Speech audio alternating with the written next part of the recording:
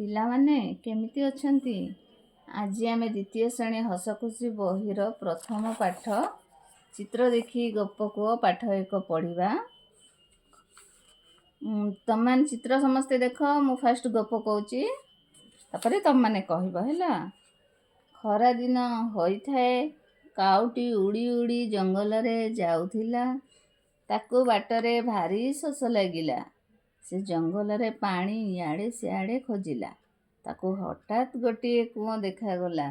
ସେ ସେଇ କୂଅ ପାଖକୁ ଗଲା ଓ ସେଠି ଗୋଟିଏ ମାଠିଆ ଦେଖିଲା ଏବଂ କାଉ ବହୁତ ଖୁସି ହୋଇଗଲା। ସେ ମାଠିଆ ଭିତରେ ଥଣ୍ଟ ପୂରାଇଲା ବେଳକୁ ପାଣିକୁ ଥଣ୍ଟ ପାଇଲା ନାହିଁ। ତାର ମନ ଦୁଃଖ ହୋଇଗଲା। ସେ ଗୋଟିଏ ଉପାୟ ଭାବିଲା ଓ କେତୋଟି ଗୋଡ଼ି ତା ଥଣ୍ଟରେ ଆଣି ମାଠିଆ ଭିତରେ ପକାଇଲା। ଯେତେବେଳେ ଗୋଡ଼ି ମାଠିଆରେ ପଡ଼ିଲା, ପାଣି ଉପରକୁ ଉଠିଲା ଏବଂ କାଉଟି ମନ ଖୁସିରେ ପାଣି ପିଇ ଉଡ଼ିଗଲା। ପିଲାମାନେ, ଗପଟି କେମିତି ଲାଗିଲା? ଆଜିକାଲି କି ଦିନ ଆସିଛି? ଖରା ଦିନ। ତମେମାନେ ବି ପ୍ରଚୁର ମାତ୍ରାରେ ପାଣି ପିଇବ, ନହେଲେ ଅଂଶୁଘାତ ହବ। ଗପଟି ଭଲ ଲାଗିଲା?